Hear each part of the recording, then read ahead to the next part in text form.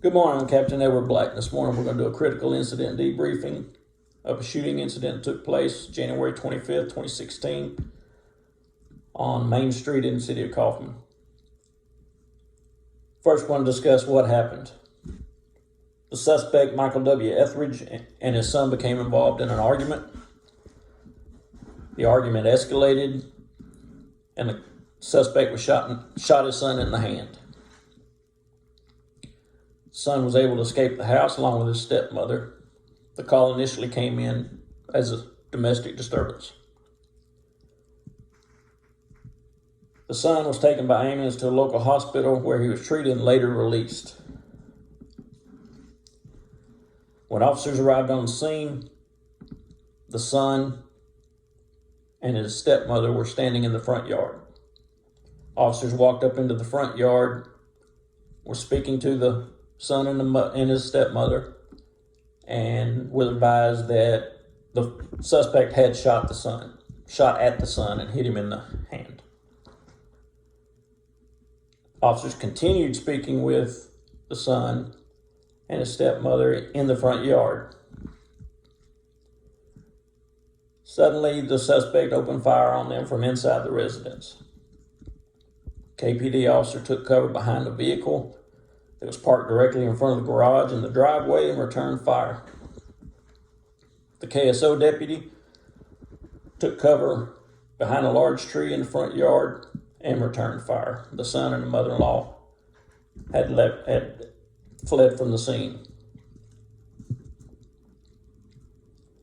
KSO deputy was assisting KPD officer because the second KPD officer that was on duty was tied up on another assault call.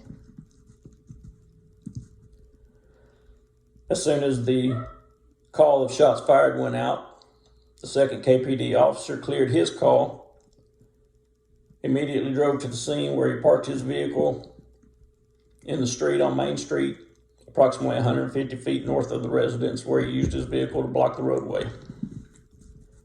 Additional KSO personnel arrived to assist, and the residence was surrounded with officers able to watch all four sides of the house. Throughout the night, the suspect fired random shots. This incident went on approximately 6 hours, with the suspect firing random shots throughout the event. Suspect did fire one shot at a propane tank in an effort to cause it to explode. He was unsuccessful. The tank just spewed the propane out into the air. KPD officer fired a total of 6 shots. KSO deputy fired a total of 4 shots. The suspect fired a total of 28 shots and attempted to explode the propane cylinder. What did we do? Dispatch was advised to contact the captain, who arrived approximately 30 minutes later from his residence and assumed command of the incident.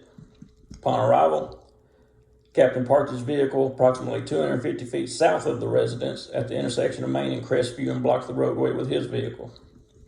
This shut down the road in front of the residence completely. Prior to his arrival on scene, the captain contacted the Kaufman County SO tactical team and requested assistance. The residences surrounding the suspect were evacuated. Once the TAC team arrived, Captain requested the TAC team to evacuate the 2 officers who were pinned down, and utilizing ballistic shields, they were able to safely do so. A short time later, the tactical commander requested assistance from Mesquite Police SWAT team and their armored vehicle. During this time, the KSO TAC team negotiator was attempting to establish a dialogue with the suspect and initially was not having much luck. Shortly after the arrival of the Mesquite SWAT team, the suspect exited the residence and surrendered himself. He was charged with 2 counts of aggravated assault on a public servant. Why did we do what we did? The captain was contacted per policy in the event of any major incident. Policy was followed. We blocked the roadway to prevent traffic from approaching the scene from both sides. KPD requested assistance from the KSO tactical team because KPD does not have their own tactical team. We also have a working agreement with KSO, Kaufman County Sheriff's Office, for the use of their TAC team if required. We evacuated the surrounding residents due to the shots being fired and the suspect attempting to explode a propane tank. The reason why the captain requested that the officers be evacuated, they had been pinned down for over an hour to an hour and a half, and the tactical team had the equipment to safely evacuate them. KSO tactical team leader requested Mesquite SWAT due to them having an armored vehicle. And at this time, we were aware that the suspect had attempted to explode a propane cylinder. We wanted to be prepared for any situation because we didn't know what else he might do. What can we do different or better next time? The suspect had already shot his son at the time the first officers arrived. Officers were advised of this by the son and the stepmother as they walked up into the front yard of the residence. The officers continued speaking to the son and the stepmother instead of immediately backing out and calling for more resources. As soon as the officers were advised that the suspect had a firearm, everyone should have sought cover away from the residence and called for more assistance. Did we have any deviations from SOPs? There were none whatsoever. Standard operating procedures and policy were followed to the T in this incident. Were there any unusual or special situations or circumstances during the incident? Were they handled appropriately, and do we need to take these into consideration for future incidents? Yes. As this event continued on, we became aware that school was getting ready to start in the next hour.